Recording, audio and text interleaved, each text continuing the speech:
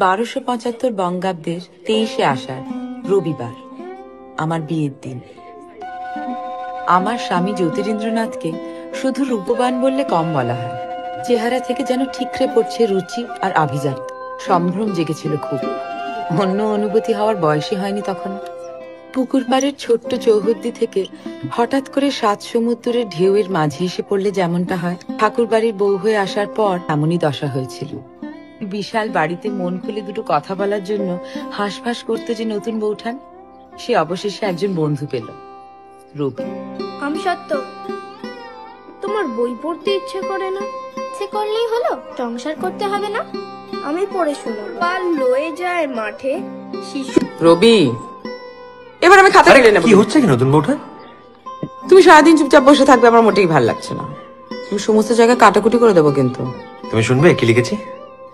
শোনা।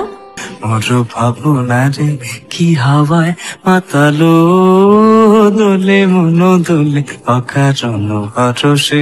মোর ভাবনা রে কি হাওয়ায় মাতালো দোলে মন দোলে অকারণ হরসে। আজ তোমার জন্মদিন তো, আমি ভুলিনি। রবি, নিদার মেয়েকে একবার দেখতে যাব কথা দিয়েছি, আমাদের পছন্দ হয়েছে।